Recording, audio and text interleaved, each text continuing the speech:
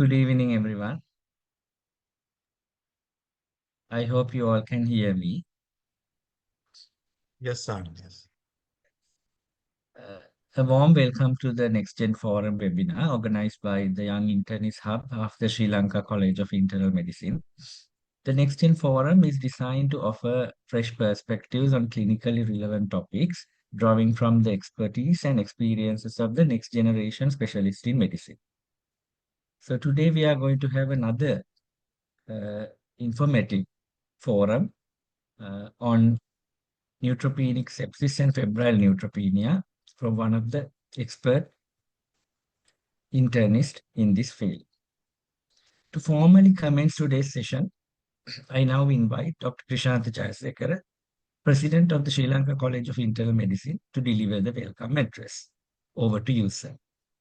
Thank you very much, Sahan. Good evening to everyone. I think this next Young Internist Hub actually was evolved from the Senior Registrar Forum, which was actually, I should thank Professor Premali Jayasekara for running it for several years. And this year we have moved forward and we have incorporated many young internists into this young, young Internist Hub.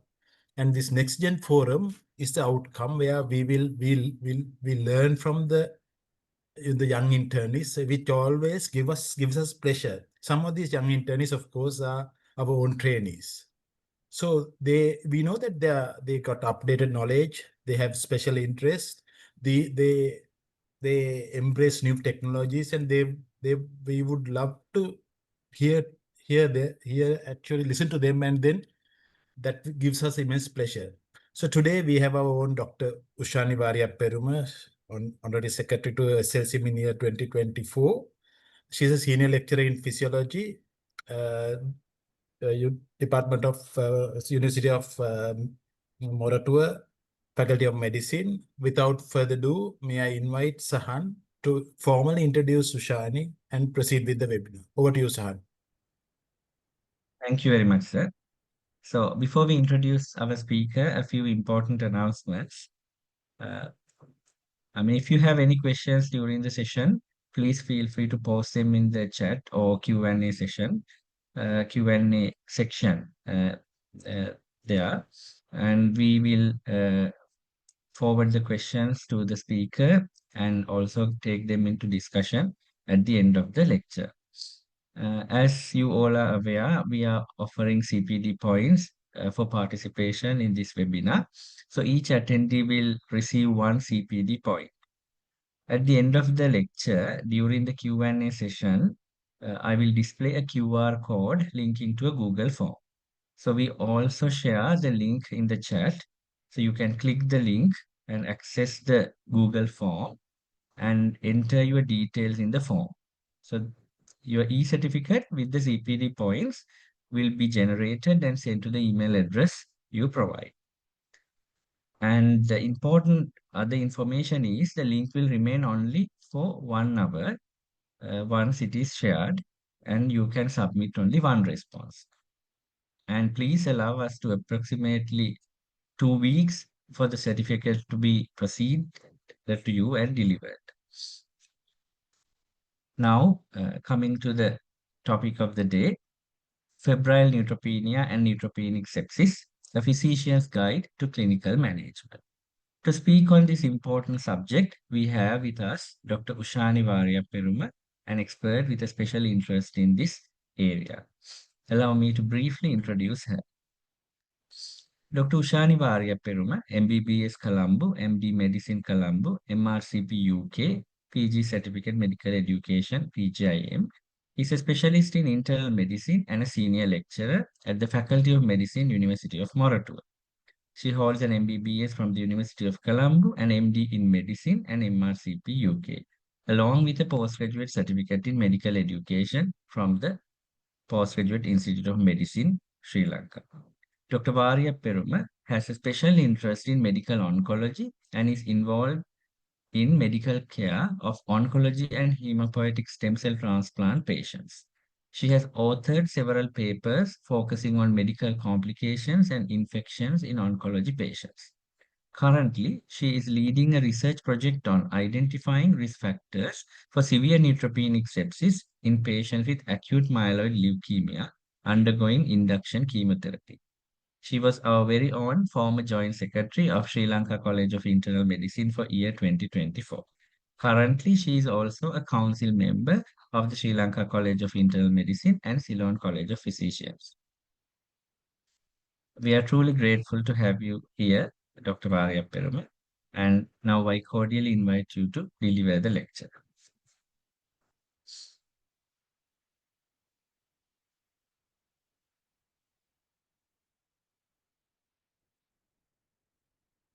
I think we can't hear you. The mic is muted. Okay, I'm sorry. So Right. thank you, Sahan, for those kind words of introduction. And thank you, President SSIM and SSIM for giving me this opportunity. So I hope you can see my screen. Yes, we can see. Yes. Okay. Okay, so as introduced, I'll be talking today on febrile neutropenia, neutropenic sepsis. As internal medicine physicians and doctors in general, we often talk about sepsis, but not so much about febrile neutropenia and neutropenic sepsis. This is mainly because the febrile neutropenia, the concept of febrile neutropenia and neutropenic sepsis in its severe forms is mainly seen in a subset of patients, especially patients, oncology patients. But having said that, in today's context, it is becoming increasingly relevant to us as physicians and doctors to be well conversant with this topic. So therefore, I will start off my discussion with reasoning out as to why this topic is clinically relevant to us. And then I will discuss the definitions of related key terms on this subject. And then we'll move on to discuss the spectrum of neutropenic fevers.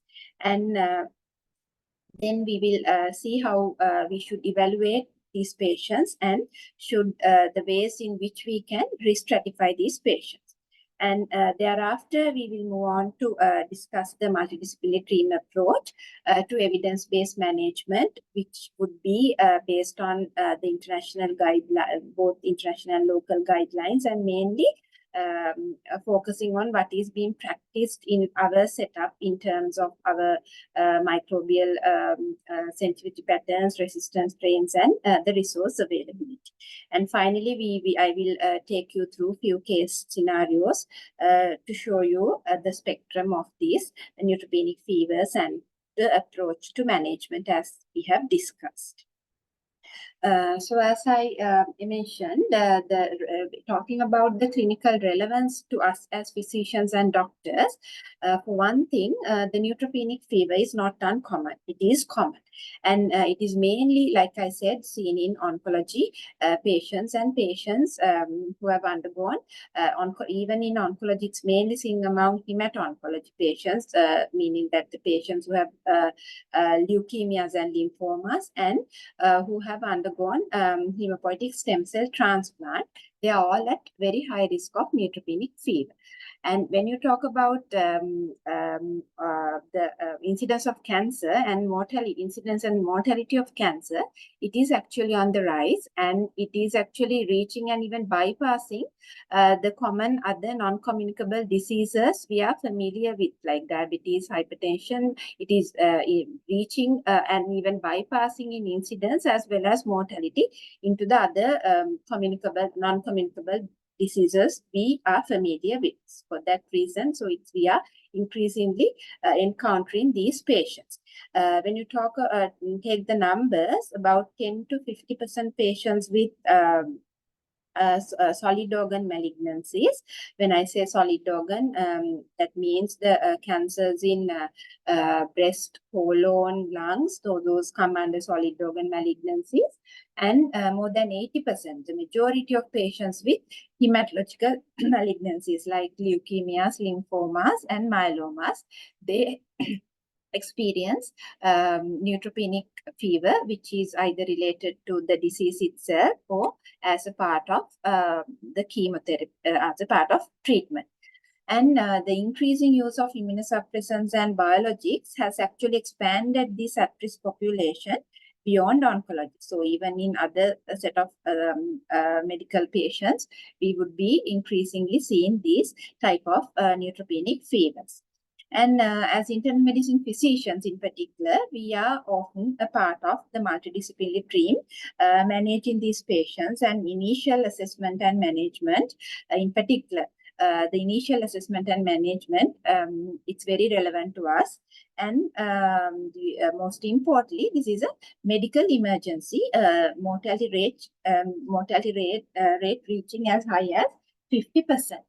And when it comes to assessing these patients, it requires a knowledge and having an updated knowledge in terms of the common organisms and the antibiotics to choose, because often they present without localizing signs due to impaired inflammatory responses. So we have to be well conversant with on this topic if we encounter these patients. And the other most important thing relevant to us as doctors and physicians is the antimicrobial stewardship, because we often have to balance the use of empirical. On one hand, we have to use empirical, not only empirical, the broad spectrum antibiotics in this case, as you will see.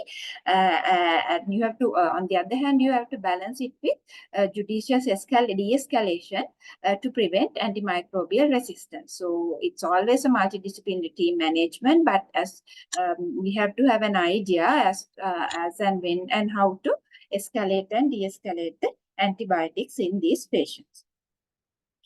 So when we talk about causes of fever in neutropenic patients, so they can be, most of them are infectious causes. So mainly bacterial infections, and among that, predominantly gram-negative. So there are multiple reasons for that being gram-negative particularly. So the main focus of today's discussion would be on the neutropenic fevers among the oncology and the hematopoietic stem cell transplant patients, but the general principles are applicable to any form of neutropenic fever. So particularly in these subset of patients, it's predominantly gram-negative. For one thing, it's the chemotherapy-induced mucosal damage that leads to translocation of gut bacteria into the bloodstream, causing bacteremia. So therefore, most often the infections are gram-negative, and together with the fact that they are having immunosuppression due to disease and chemotherapy, the predominantly we see gram-negative organisms and extend into ESBL, MRSA, and the vancomycin resistant, all the way up to the other types of multi-drug resistant strains. And fungal infections are not uncommon. Both the Candida species, Aspergillus, and the Pneumocystis species are common. And then the viral infections like CMV, EBV, influenza, COVID, and that's again depending on the case by case, the prevalence would differ. Okay, and then it's important to know about some of the non-infectious causes as well. So in general, the drug-induced, so it could be due to beta-lactam antibiotics or chemotherapy, or due to the use of colony stimulation factors, and could even be malignancy-related, like leukemias, lymphomas, and even tumor necrosis. And in talking beyond oncology, the other autoimmune and inflammatory conditions like HLH and disease flares, when you talk about things like SLE, so those things are the spectrums where you see other medical patients you see neutropenic fevers with. So those things can give rise to non-infectious fevers, and graft versus host disease in hematopoietic and solid organ the transplant patients. And this is important, what we call the engraftment syndrome. So engraftment syndrome is engraftment is the process where when we transplant a patient with stem cells, the hematopoietic stem cells, especially the allogenic variant where donor stem cells are used, the process of those donor stem cells going and establishing in the recipient bone marrow, and when they start producing their own cells, we call it the process of engraftment. The transplant is engrafted into the host bone marrow. So engraftment syndrome is when this process leads to intense inflammation leading to cytokine release, vasodilatation, and inflammatory, like kind of it's an exaggerated immune response to the natural process of engraftment. So that is what we call the engraftment syndrome. So during that, following transplant, they can have fevers, which is not an infective cause. So it is important to be aware of non-infective causes as well.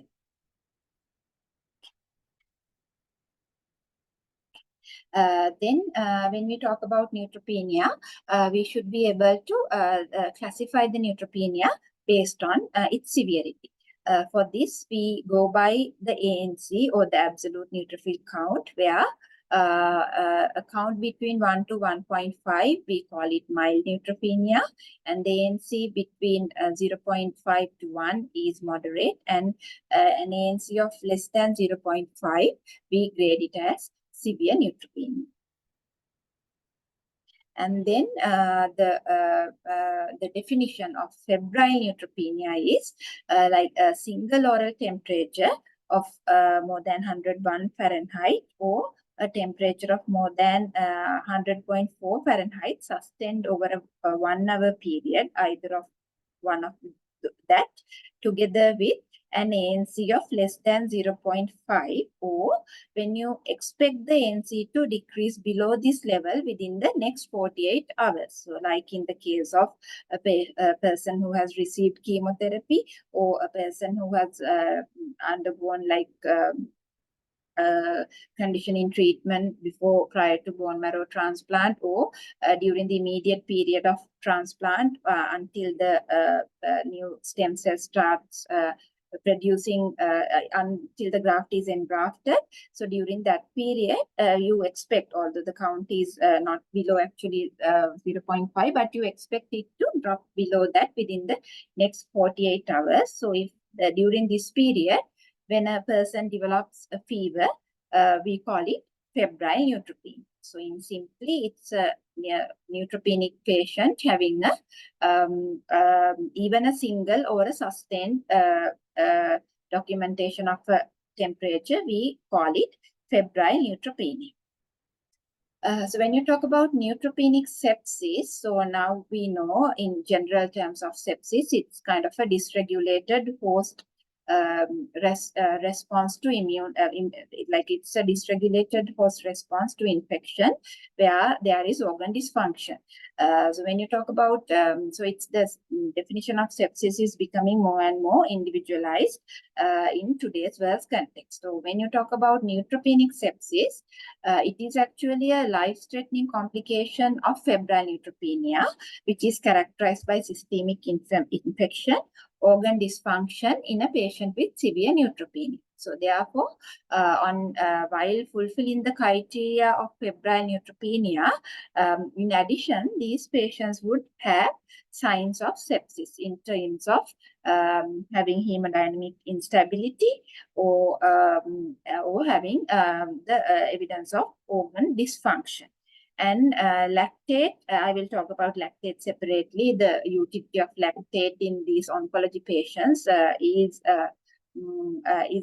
its diagnostic specificity is a bit limited in the oncology setup. I will discuss it further. So when a person fulfills the criteria of febrile neutropenia, plus they have evidence of sepsis in terms of hemodynamic instability and having organ dysfunction, then they fall under the category of neutropenic sepsis.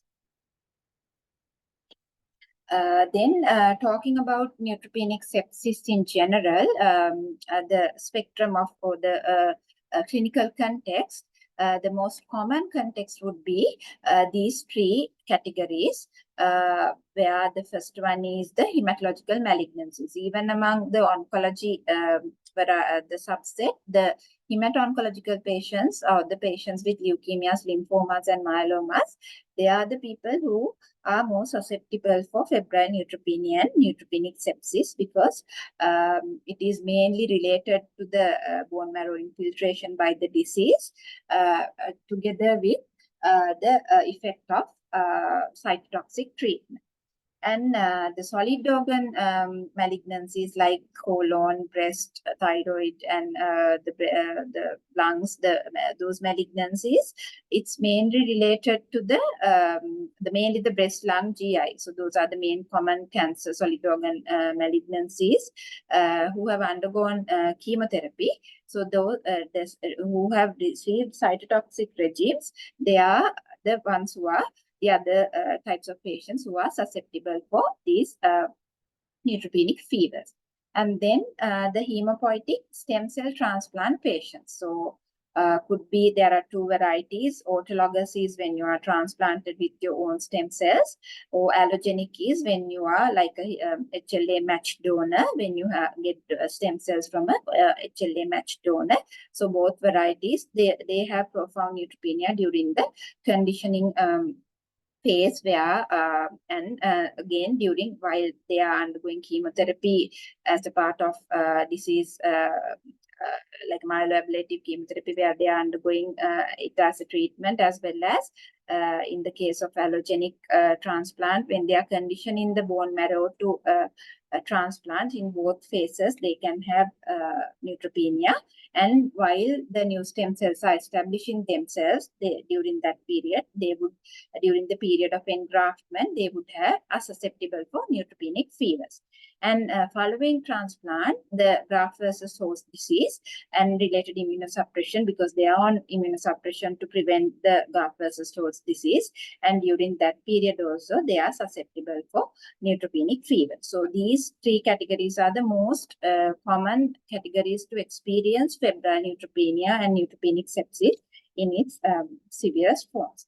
And apart from that, it extends beyond oncology, as we know. We are more familiar with that. The autoimmune diseases like SLE,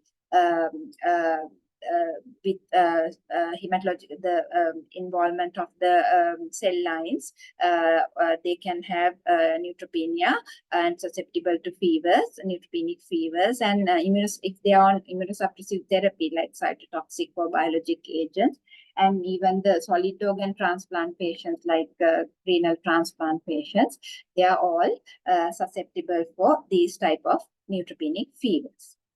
Okay, so from here onwards, I would be specifying basically mainly on the these three categories of patients, where the febrile neutropenia and neutropenic fever is very common and complex. So then moving on to assessment and risk stratifications. So evaluation starts with performing a focused clinical examination to identify the localized signs of infection. And especially, so it's now in these type of patients, often you do not see the infective focus is not always apparent. So what we have is a neutropenic patient with fever. So that is the case in the majority of the cases.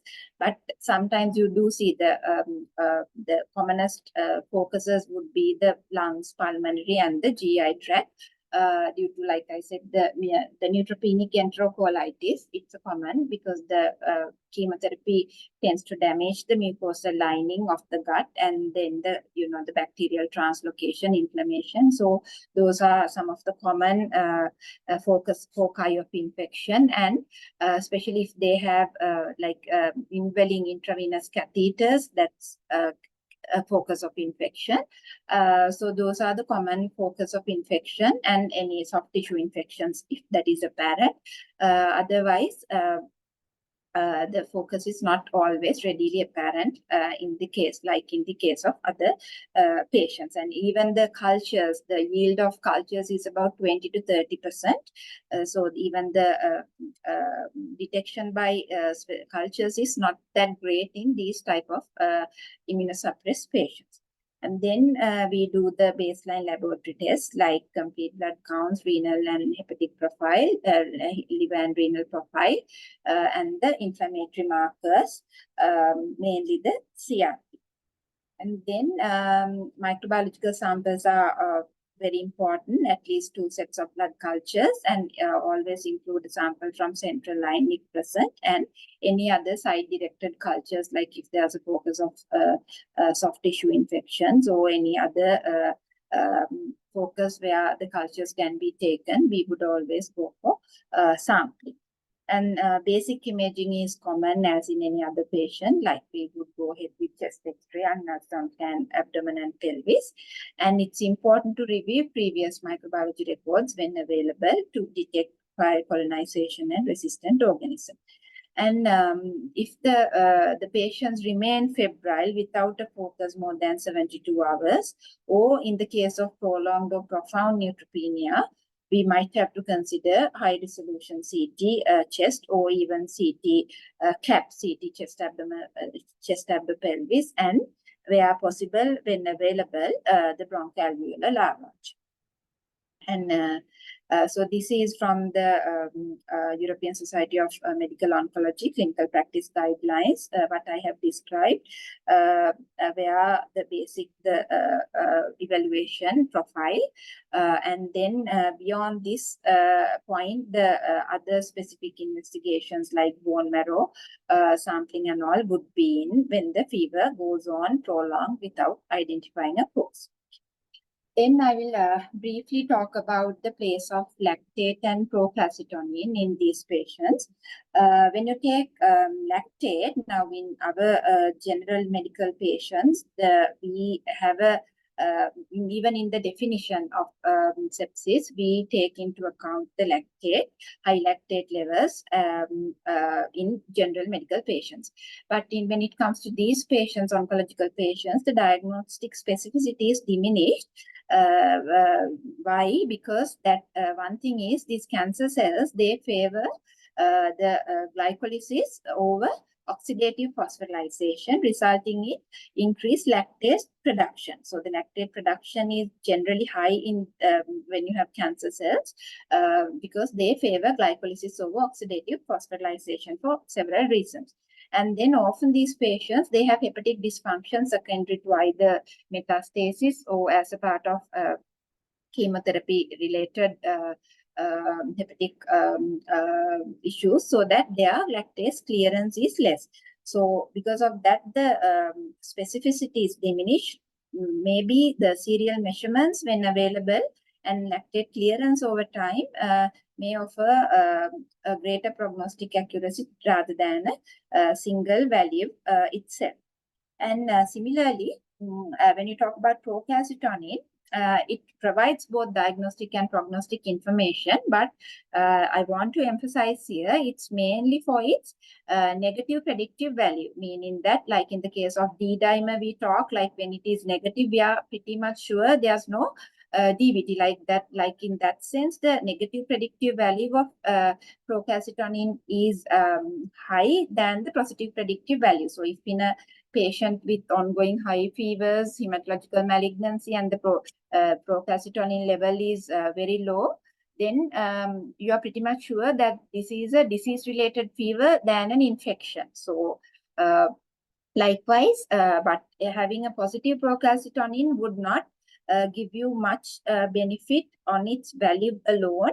So it mainly acts as a complementary tool, and its utility is maximized when you integrate it with clinical judgment and other risk stratification models we will talk of. Therefore, the strongest value is of its negative predictive value rather than the positive predictive value. But the positive values may help you, like again, the decline in values may give you a prognostic information and antibiotic de-escalation and all, but it's mainly its negative predictive value. Okay. Then when we see these patients, it's always best. It's always recommended that we risk stratify these patients for the purpose of deciding on the antimicrobial treatment. So for that, the guideline recommend the criteria, the risk stratification tools are there. So this is commonly endorsed by the most of the guidelines. The masked risk index score. So this is what the score shows. I have it's available on MedCal through the link, and the score you will see it encompasses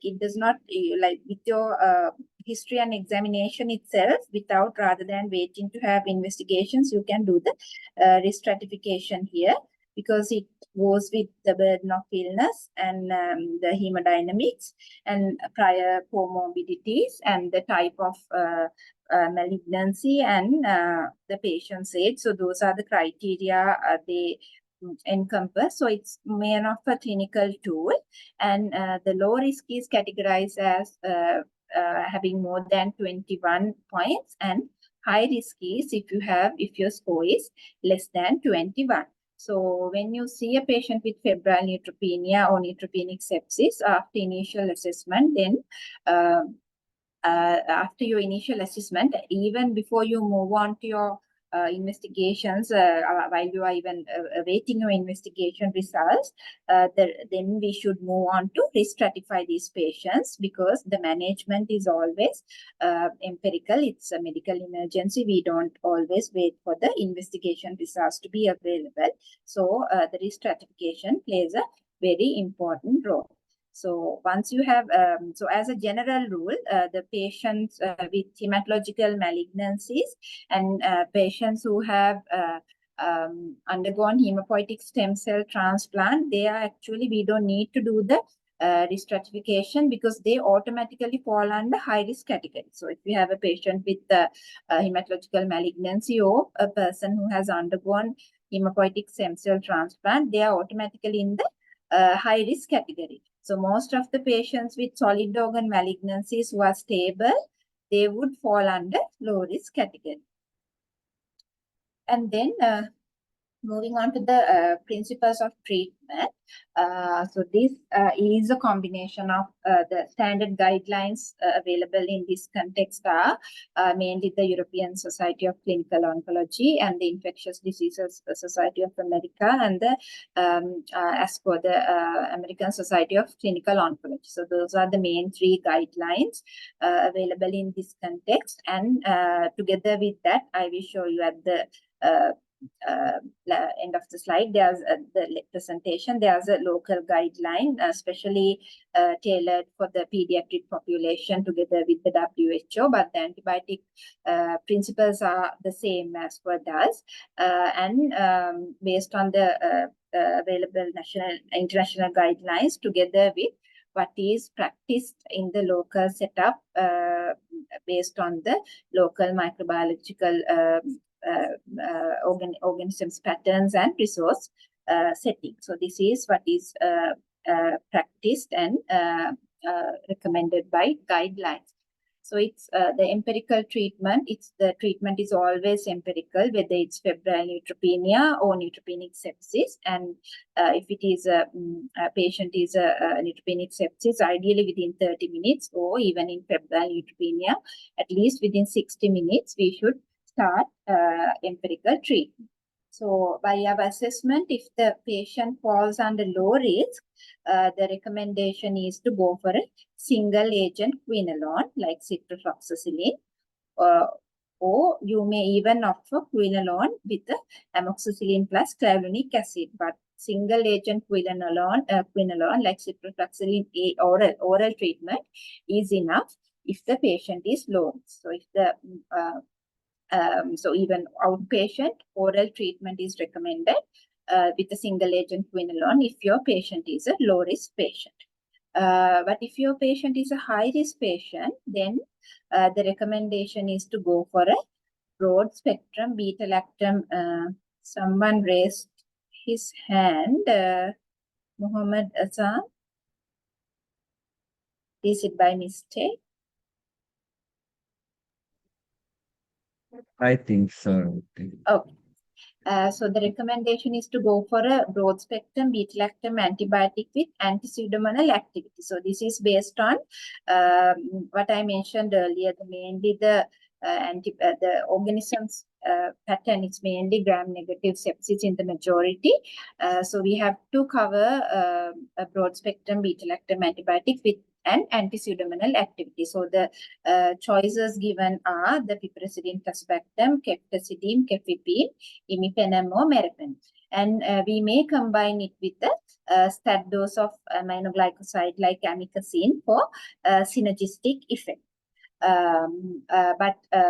Then if your patient is critically ill or hemodynamically unstable, then like this is the general recommendation, but then you have to see if your patient has for empirical treatment, if your patient has any other specific indications. Like say if the patient is critically ill or hemodynamically unstable, then the recommendation is to go for IV meropenem or imipenem combined with IV amikacin to enhance the gram-negative activity, and then IV vancomycin or teicoplanin for gram-positive coverage, including MRSA.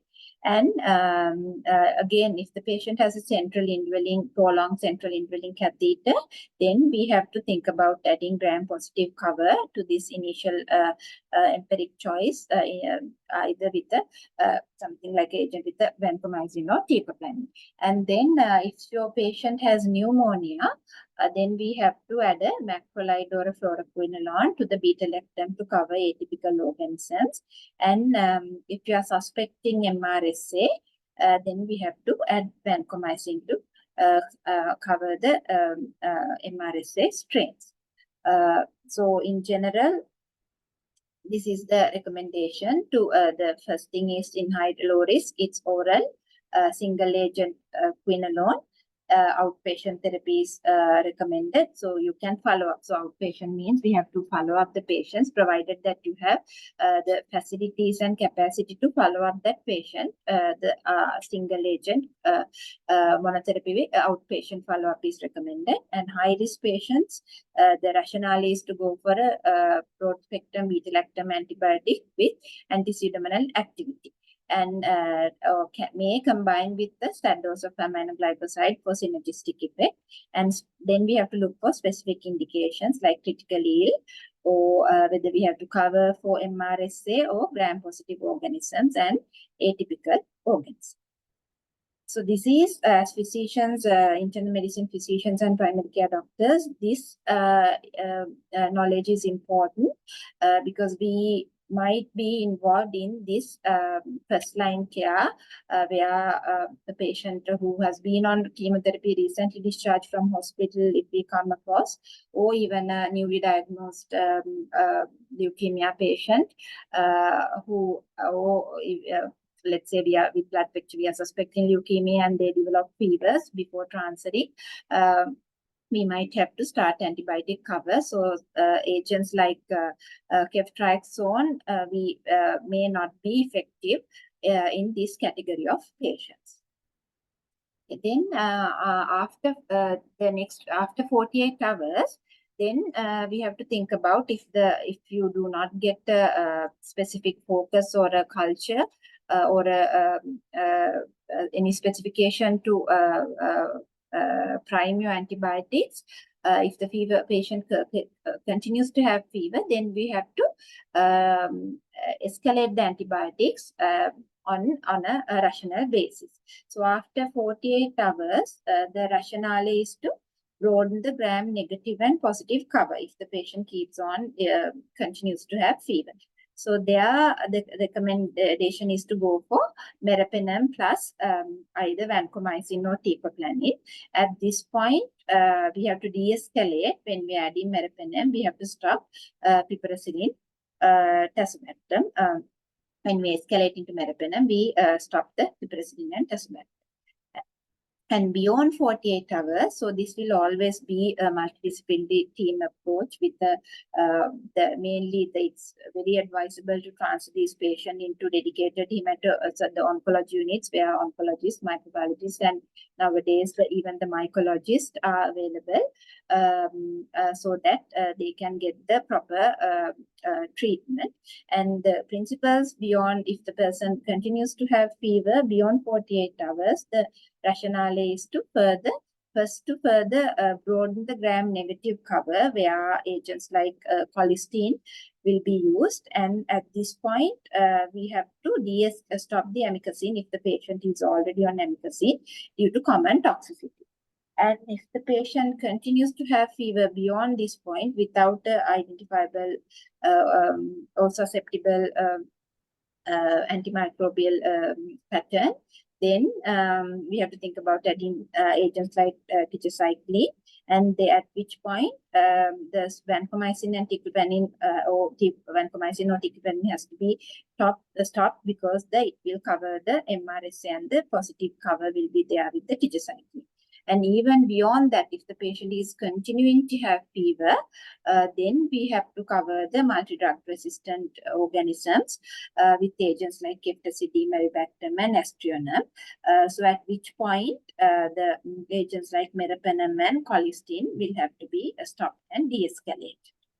And so this is a general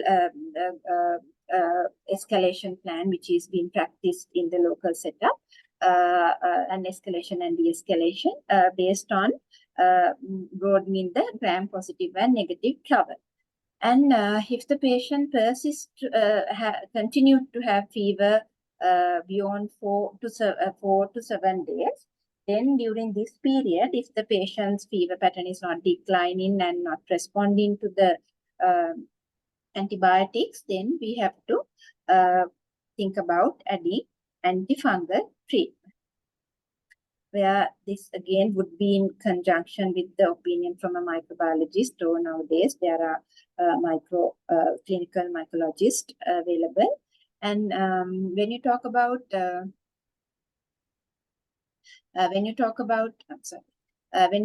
invasive antifungal and antiviral treatment in these patients, I'll briefly outline.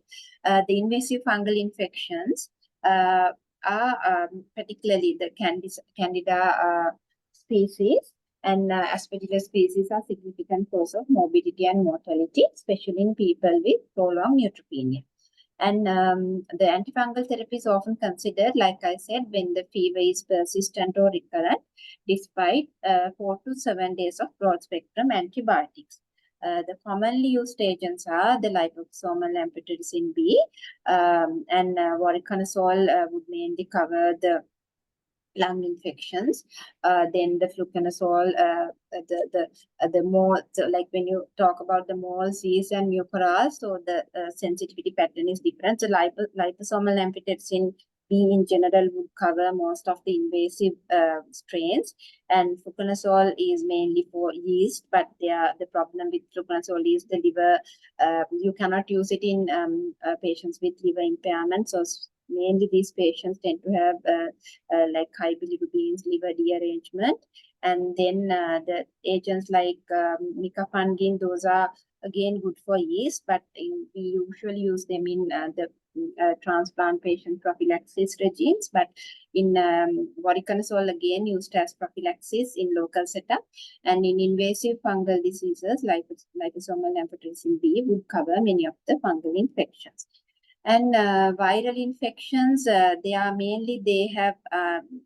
done like they have undergone like serological testing for many of the viral like CMV, HSV, and varicella, and they are the treatment options are acyclovir, valacyclovir, ganciclovir, depending on the case, like there's evidence of reactivation, then depending on the case by case, whether to, most of them maybe, let's say some of them may be even already on prophylaxis with acyclovir, and then if there's evidence of reactivation, that would be converted to treatment regimes based on it's a case by case, depending on the patient. Then the rest of the management of sepsis is similar to any other patient. Like if the patient is in shock, we have to go for follow the basic survival, the sepsis guidelines to fluid resuscitate and hemodynamic support, and then the protective isolation when possible is important, and nutritional support with enteral, where preferably at where needed, the parenteral route, and the food hygiene, hydration, and most importantly, the patient and family education is important, considering the severity and the nature of these infections. Then monitoring and further management. So we can think about discontinuing antibacterials if the absolute neutrophil count is more than 0.5 and the patient is asymptomatic, afebrile, and blood cultures are negative. But if the ANC is less and the patient remains afebrile, then with no complications, again we can think about stopping the antibiotics. But except in this high risk category like leukemias, and where the antibiotics may be continued until about 10 days or until the ANC has recovered. And despite all of that, if the patient continues to have persistent fever, with or without the neutrophil recovery, then we have to go for further evaluations like even the blood picture. Then we have to think whether the disease is getting more activated than the infections. The blood picture to look for the peripheral blast or even repeat bone marrow. And the bone marrow to look for other infections like disseminated fungal infections, tuberculosis, all the infective screening we do in patients, or like in the case of like PO patients, what we do, and also to see the disease severity, whether the underlying hematological malignancy is getting worsened. And then, of course, it will be a multidisciplinary team approach. Then a word about the granulocyte macrophage colony stimulating factor, GM-CSF. So it does not significantly impact. The studies have shown that it does not significantly impact overall mortality. However, it is shown to reduce hospitalization duration and the time to neutrophil recovery. So therefore, GM-CSF is beneficial only in high-risk cases of febrile neutropenia and neutropenic sepsis in febrile neutropenic patients. And it is important to know that routine, as even I think it's very important for us as physicians, the routine GM-CSF use in neutropenic patients is not recommended, even neutropenic patients per se, and even in patients with febrile neutropenia, the routine use is not guideline recommended. And then a brief word about indications for antimicrobial prophylaxis. So the high risk category, when you expect the neutropenia to last more than 7 days, especially again, those are the leukemias and the transplant patients, they are considered for chemoprophylaxis with antibiotics. But however, routine prophylaxis is again not recommended when especially in patients who have solid tumors undergoing chemotherapy, like a patient with breast cancer or a colon cancer. If they are undergoing chemotherapy, the routine use of antimicrobial prophylaxis is not recommended. And if you're expecting a very short duration of neutropenia, again, routine prophylaxis is not recommended. When you talk about the agents used for prophylaxis, it's mainly again the fluoroquinolones, and then antifungals. The other countries, the guideline recommended is the voriconazole, but it's not available in local setup. So what is used in our setup is like some things like voriconazole for mold coverage, and the echinocandins for candidal infections, and because especially because it is liver friendly. And then antiviral prophylaxis with acyclovir, valacyclovir, and CMV prophylaxis, especially in seropositive. So before transplant anyway, this viral screening would be done. And in seropositive patients, there's an indication for prophylaxis. And again, pneumocystis prophylaxis again is indicated in regimes with high risk for pneumocystis, like patients who are undergoing chemotherapy, for transplant patients, and patients who are on prolonged steroids would be candidates for prophylaxis for pneumocystis. So that's all about the topic itself I have to share. And based on what we discussed, let's see whether we can go through some of these. I have selected 3 cases to cover the spectrum of the common neutropenic fevers I talked of. So let's see whether we can try to work out these patients. So the first one is a 55-year-old woman with breast cancer. So it's a solid organ malignancy, undergoing the 3rd cycle of chemotherapy, coming with a fever of 38.5 for 2 days. She feels generally unwell, but denies any localized symptoms. And there is no obvious focus of infections, and her vitals are stable. The full blood count reveals a neutrophil count, absolute neutrophil count of 0.8 in the moderate neutropenia category, with moderately low normal platelets and a hemoglobin of 11. So based on what we discussed, first, may I know if you can type in the chat box? That's fine. May I know how would you, is this a low risk patient or a high risk patient?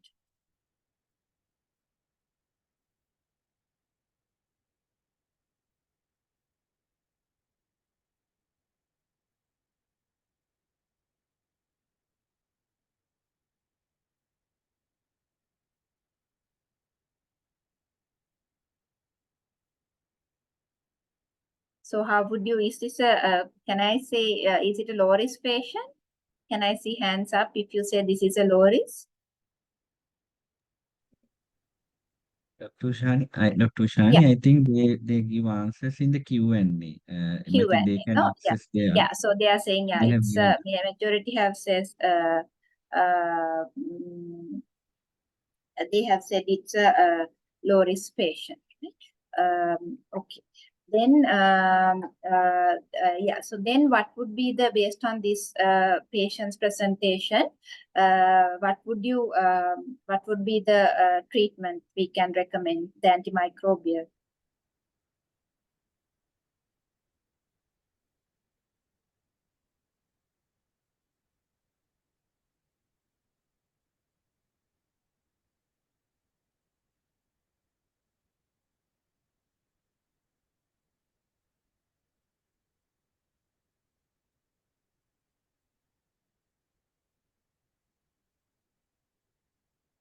Oral fluoroquinolones. Okay, so we can go for a single agent monotherapy with something like ciprofloxacin, and then it's an outpatient management because the patient is stable, and then obviously we have to follow the patient up. Okay, so then let's see. This is the case scenario 2. It's like a real patient, a 25-year-old female with acute myeloid leukemia who underwent an allogenic stem cell transplant. Post-transplant day 2, she develops a fever spike. So this is the fever chart of the patient, fever spike, and she's indemnically stable. So her blood count pre-transplant versus day 2. So day 2 count, this is neutrophil count is 0.9. Okay. So this patient, so what is the category of this patient? Is it a high risk or a low risk?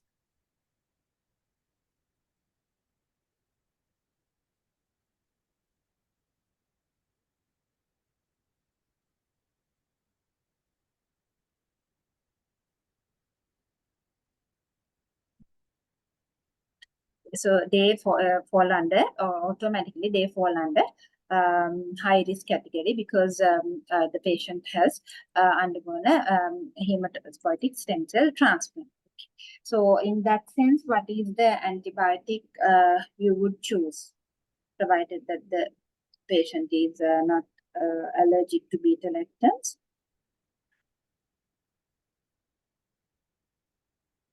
And this is actually how the fever resolved in this patient. So this initial fever, and then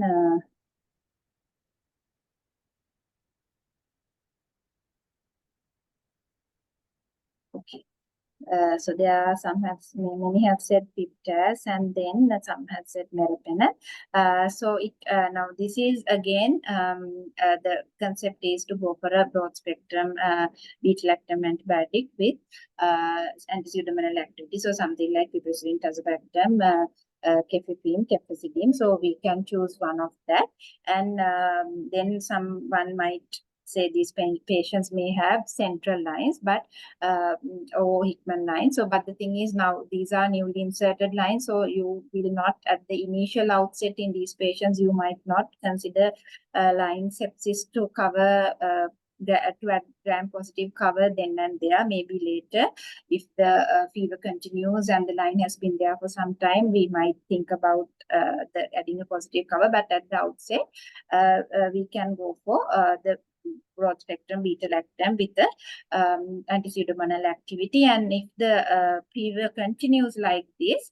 then we'll have to go for the beyond, we'll have to escalate the antibiotics and add maybe like agents like carbapenems, and then depending on the patients, then at the same time we would have taken cultures and other investigations. If there's a focus, that's fine, but otherwise we would have to escalate as appropriate. But in the local setup now in other countries, they have the viral panels. They readily have the test for some of these fevers are viral fevers, and we do not always have the capacity to detect all types of other types of fevers. So maybe the local resistant pattern, that is very important to mention. Because of our local resistant patterns, we might not take a chance with these patients because these are precious patients who have undergone hematopoietic stem cell transplants, and these are usually, you'll see these are young patients, not very the transplant candidates are young patients, so these are precious patients. We might with the local resistant patterns, it's always a very it's may depend on the clinical judgment of the transplant team, and antibiotic choice might vary depending on the patient and the setup, and the escalation rate may be higher in our setup because of the local pattern of resistance and antibiotic resistance. So that is something I will talk at the end. Antibiotic, the importance again adds to the importance of antibiotic stewardship in our setup, why we should focus on that more than ever now in current context. Okay. Then this is the third case scenario. This is a 63-year-old male. This is again an actual patient, a 63-year-old male with relapsed acute myeloid leukemia, coming with fever for 5 days, and he has cough and shortness of breath. And he has been discharged from hospital after chemotherapy cycle a week ago. So it's a relapsed AML. He has had a relapse, and now he's on he was on a palliative intention chemotherapy. And then he was pale, tachypneic, saturation was 92 on air, hemodynamic stable, lungs few crepitations bilaterally, full blood count shows severe and profound severe neutropenia, and actually pancytopenia. and with high inflammatory markers. Renal functions are normal, but liver functions are elevated with elevated bilirubins.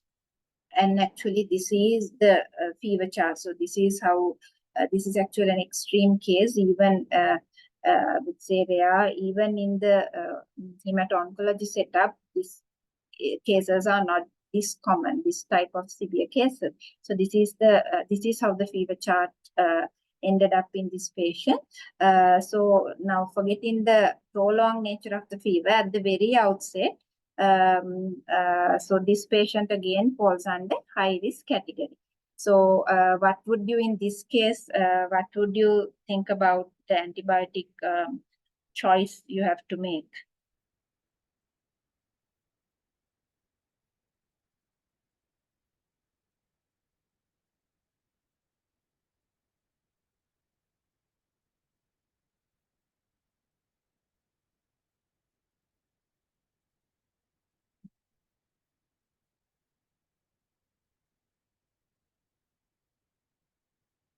Okay, meropenem, levofloxacin, aminoglycoside. Meropenem. Okay, so this patient, the patient is hemodynamic is stable, but it looks like maybe the focus it may be a pneumonia because you see few crepitations and desaturated. So we have to cover with a broader spectrum antibiotic. So even Piptas, I wouldn't say is okay because the patient it's hemodynamically unstable and critically ill, of course, meropenem. But meropenem we cannot say no, but even piperacillin tazobactam, and of course we have to add a typical cover. So levofloxacin is justified, good, and then we may decide to combine with an aminoglycoside, that's fine. And provided if there was a pneumonia, like a consolidation, and given the fact that if there was a definite evidence of a definite consolidation, and given the fact that the patient was recently hospitalized, we might have to think about adding MRSA cover. But at the very outset, without like a obvious evidence of consolidation, a combination of beta-lactam with anti-pseudomonal cover and atypical cover would be the initial choice of antibiotic in this patient. And then actually what happened to this patient was, so the fever went on, the fever dragged on, and the blood and urine cultures were negative. Chest X-ray, there was no consolidation. The CECT showed the hepatosplenomegaly with multiple hypothalamus lesions in the spleen. It was suggestive of Neutropenic infiltrates. And at one point, it was a controversy whether this was the abscesses or infective foci or the disease infiltrates, but then the oncologist decided that the opinion was that these infiltrates were too small to be of related to the disease itself, but rather should be related to the ongoing infection. And viral screening was negative, and ultimately we had to expand to the investigations to the point of bone marrow. And the bone marrow aspirate was, it did not yield anything, but the culture yielded Candida species after 28 hours of incubation. But unfortunately, the patient, the disease, it was relapsed AML, and the patient ultimately died of invasive fungal infection, the disseminated candidiasis. So this patient underwent the whole the spectrum of antibiotics up until the MDR resistant, to cover the resistant strains, then together with antifungals, and then the however, with due to the invasive nature of the infection, he unfortunately succumbed to death. Okay. So in summary, so what I want to highlight is that the take-home messages for us as physicians and doctors would be that the first and foremost important thing is a neutropenic fever is a medical emergency. So the neutropenia combined with fever, it calls for immediate assessment and starting of empirical antibiotics. And patients with hematological malignancies and allogenic stem cell transplants are very high risk for complications, and early empirical treatment is recommended. And there's a rationale for choosing empirical treatment as well as escalation and de-escalation. So when we are escalating, we should escalate the empirical therapy to cover resistant organisms, and antifungal treatment is adding antifungal treatment is recommended in high-risk neutropenic patients. And we have to, at the same time, we have to balance the development of MDR resistant strains and drug toxicity by rational de-escalation. And when we re-stratify patients based on the recommended criteria, we can use antibiotics rationally. And the other most important thing is that the routine GM-CSF therapy is not recommended. And I'll add one final word to us as physicians and doctors. The every prescription, I would say, counts, because antibiotic stewardships we practice in managing our everyday infections. We leave aside these patients, we leave aside neutropenic sepsis, we leave aside febrile neutropenia, but the common viral fevers which are managed with antibiotics, the choice of antibiotics we use for our day-to-day practice, it plays a crucial role in protecting these most vulnerable patients by minimizing the emerging of resistant organisms. Because you see, with these patients, we cannot wait to start antibiotics, and when the fever goes on, we have to escalate. And the escalation rate is generally higher in our setups because of we have more resistant organisms. So as primary care physicians and doctors, we have a very important responsibility in our antibiotic stewardship. I know SLSIM and most of the professional colleges have started programs to educate the physicians, doctors, as well as the general public, because we see often patients, they come asking for antibiotics and they are not satisfied until they are dosed off with an antibiotic for even for simple viral fevers. But that is the gravity of the problem is more because that practice has a greater effect on these subset of important patients so the important thing is we should minimize the development of resistant organisms, not only for general patients, but for most of these neutropenic patients who actually need the antibiotics, the proper ones. So we have to save the sensitivity of antibiotics for these type of important patients. Okay. And so these are the references. The most of the guidelines are the practice guidelines in these setups are the ESMO, then the IDSA and the ASCO guidelines. And I want to highlight one final thing. This is the local guideline, which is available online. This is developed by the National Cancer Institute and World Health Organization. This is actually pediatric protocol, but you see, although the doses and everything differ, the general recommendations are common for the adults as well. So it clearly says the initial treatment and when it's a critical ill, what to do, and if the patient has penicillin allergy, then what to use, and everything is nicely outlined in this leaflet. Okay, so with that, I will stop my presentation and I will stop sharing so that I can. Thank you, Dr. Ushani. Thank you.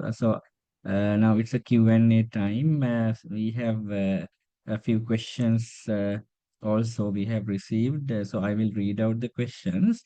In the meantime, I will share the QR code. So the participants can scan the QR code and access the Google form to enter the details to receive the CPD certificate.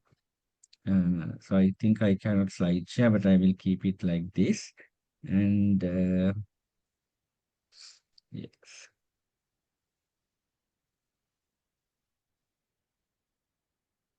Yes, from the Q&A, we have a couple of questions.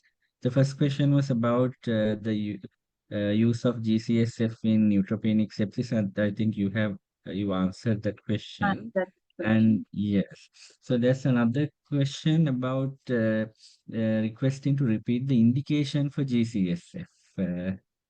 Okay, so indications wise, I'll show you again. I cannot screen share again, no. So it's mainly routine use is not recommended. So when you talk about indications, it's reserved in high risk cases, and it's dependent. Let's say the patients who have undergone hematopoietic stem cell transplant, and then the patients who are high risk. So the high risk category, when they are severely neutropenic, there's a place for GCSF. That again would be a decision taken mainly by the oncologist or the hemato-oncologist or oncologist or hematologist in combination with the multidisciplinary team. But not routinely. Like say, what I want to highlight is routinely if we see a patient who is neutropenic and having a fever, in that sense, the GCSF use is not recommended. And the available evidence is that even when you use that, it does not actually, even in the high risk patients, it does not significantly impact the overall mortality. But it does is it shown to reduce the hospitalization duration and the time to neutrophil recovery. So if they're undergoing chemotherapy, the time to neutrophil recovery is enhanced, but not the overall mortality. So because of that, only beneficial in selected high-risk patients. So that is, and not routinely recommended. Thank you. So the next question is about antivirals. When to add antivirals like antifungals, is there a duration of fever? No, there's no, so antifungals, the guidelines clearly say if the fever goes on beyond 4 to 7 days of broad spectrum, then we have to start empirical antifungal. But there's no guideline recommendation for empirical antivirals. But let's say most of these high risk patients, like I said, they may be, they are sometimes on, they may be on prophylaxis, like some things like with acyclovir. But then we would go for, if it's like HSV or CMV, we would do the serology. And if there's evidence of reactivation, then based on case by case, we would think about starting antiviral or treatment doses of antiviral. Otherwise, no. So at that point, I have a question about this CMV prophylaxis. So you mentioned we can give letermovir. How about the valganciclovir? Yeah, we can use. I think that is what is available in our setup. So the guideline recommended is letermovir, but what is available, like the posaconazole, what is available in our setup, we use.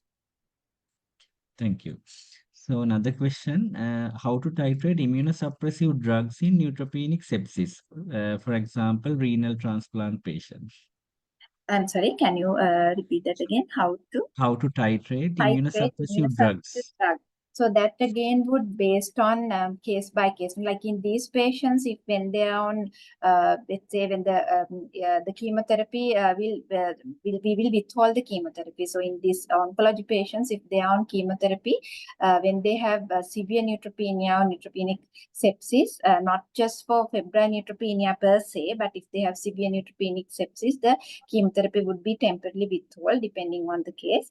So it would be a case by case decision, no, based on the patients or not. I don't think we can give a general recommendation or a guideline on that. Okay, thank you. So there's another question.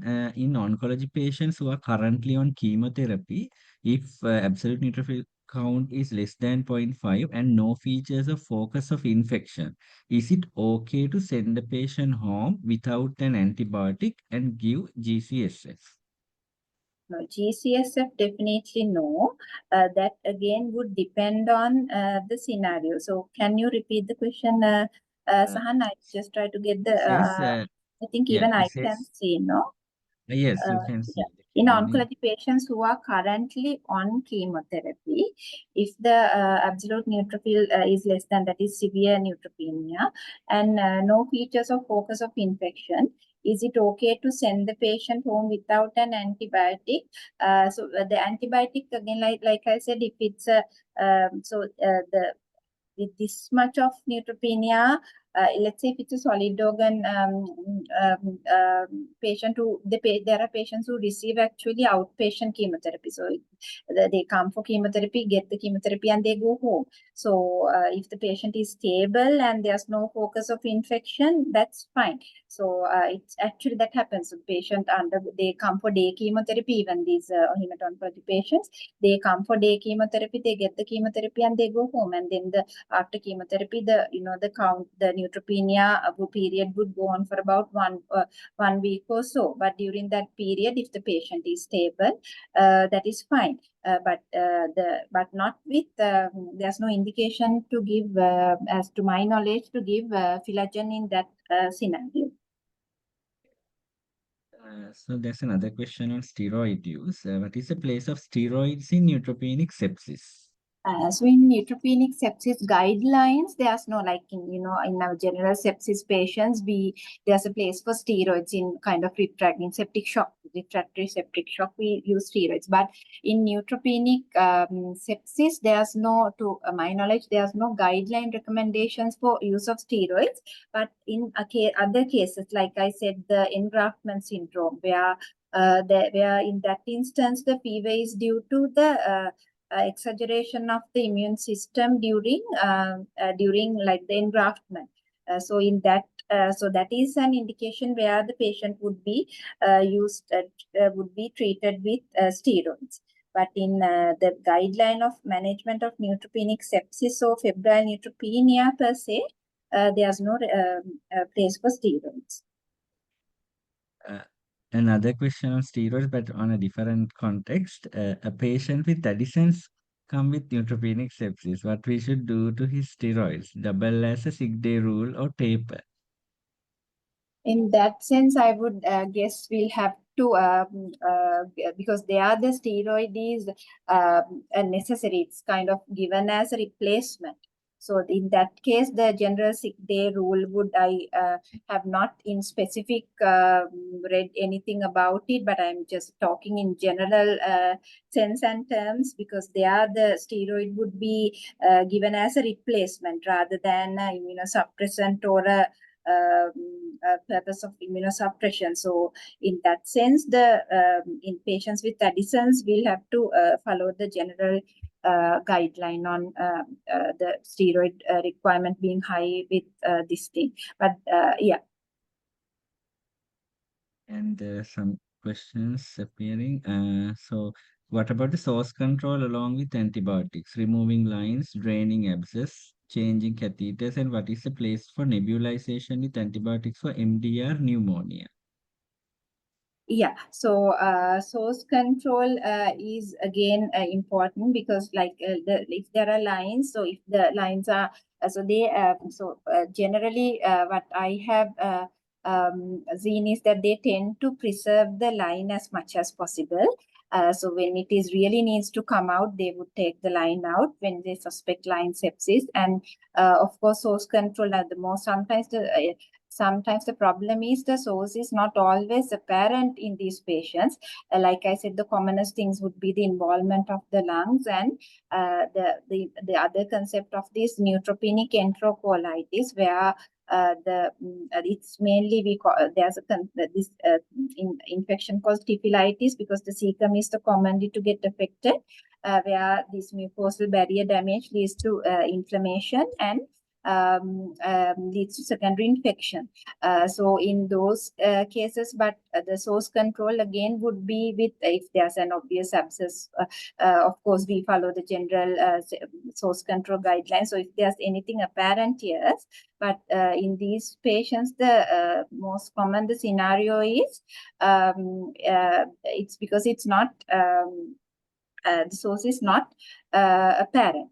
And again, the antibiotic nebulization, that all that is, again, what I highlighted is the basic empirical treatment started based on the initial assessment, and thereafter escalation and antibiotic use would be with the multidisciplinary team often be beyond the initial empirical antibiotic usage. It's always best to get an opinion from the clinical microbiology team and then take it from there. So there's another question about national antibiotic guidelines. Do you think it is adequate enough to address this set of cases? Yes, I think that's why I highlighted. I think this should what I showed you is what is available in the local setup. So this is increasingly becoming an important topic because, like I said, even I became aware of this. I started reading and started, researching on this area because I came across these. I am coming across these type of patients, but I think as even when we were as physicians, we don't often talk about this topic all that much as we talk about sepsis. So I think it is important that, and especially the local resistant, because what I outlined is what is commonly practice-based kind of approach, what is being practiced here. But I think we have to study more and then probably go to a level of guideline level in terms of local data, because even the local prevalence of neutropenic sepsis, the data is lacking actually, because there are no enough studies to support the local prevalence, the antibiotic use, the sensitivity, the culture, the availability. So those data is still lacking. So it's and I would say it's a very important area which should be focused on in guidelines as well. Thank you. Regarding procalcitonin, what happens in fungal or viral sepsis? Yeah. I think that's So the in question. fungal or viral, that can be elevated. So that's why I said maybe not in the. So if it's the mainly if it is very high, it's highly likely that the patient is having severe sepsis, or it will give a prognostic like an idea if the levels are rising, or if it is very high. Together with the clinical picture, you may suspect that the patient is having severe bacterial infection. But it's more useful because of its negative predictive value if it's in the normal or very low risk of infection range, like you would see in some of the cases with severe disease. The disease activity with the fever is due to the underlying disease activity itself. But in between levels, you do get in fungal, and I think even in this patient with the disseminated candidiasis I showed you, we did serum procalcitonin level. It was in the intermediate range, so it didn't actually give any useful insight into the management per se. And use of Buffy-Coat in neutropenic sepsis, is it evidence-based? I'm sorry, no, I'm not aware of that. Like I haven't come across personally. That I would not comment on because I would not have enough experience to comment on that. Maybe the hematologist or a transfusion physician would have a better idea in that sense. I'm sorry. So in the interest of time, I think we can stop the Q&A session. Are you happy with that, Dr. Ushani? Yeah. Yeah. So I think we had a couple of questions, but I think we will wind up the Q&A session. And so that will bring to the end of today's webinar on neutropenic sepsis and febrile neutropenia, physicians' guide to the clinical management. Yes. And we are truly grateful to Dr. Ushani Wariyapperuma for delivering this informative and very comprehensive lecture and answering the questions our audience had. And on behalf of the Sri Lanka College of Internal Medicine, I thank Dr. Ushani Wariyapperuma for today's presentation. And I think the audience was able to have a very good insight into this topic, which is not commonly talked about. And also I would like to thank all the participants who have joined with us today with a keen interest. So let me conclude the session and wish you all a very good night. Thank you very much.